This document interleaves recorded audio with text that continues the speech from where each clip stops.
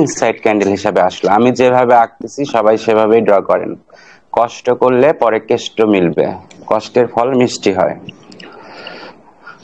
So এইখানে যখন একটা ইনসাইড ক্যান্ডেল আসলো, ইনসাইড ক্যান্ডেলটা বুঝি এই যে আপার জোন, এই লোয়ার জোন এর ভিতরেই আছে, তার মানে ইনসাইড ক্যান্ডেলের সমস্ত শর্ত ফিল আপ করছে, দ্যাটস মিন্স ইনসাইড ক্যান্ডেল।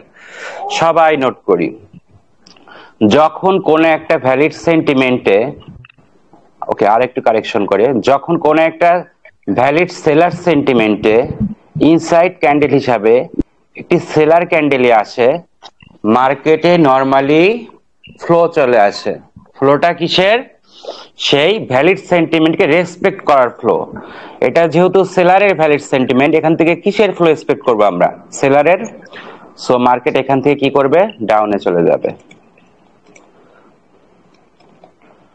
কতক্ষণ পর্যন্ত যাবে? এই যে লেগটা আছে, এই যে এই লেগটা যে আছে, এই লেগ পর্যন্ত মার্কেট নামবে। সো একটা যদি আসে, এই লেগে যদি টাচ না করে আর একটা ক্যান্ডেল আসবে, এটাও যদি টাচ না করে আর একটা ক্যান্ডেল আসবে। কথা বোঝা যাচ্ছে? তার মানে আমরা যদি ভ্যালিড সেন্টিমেন্টের সাথে ইনসাইড ক্যান্ডেলের মেলবন্ধন করে দিতে পারি, আমরা একটা মুভ ক্যাচ করতে পারি।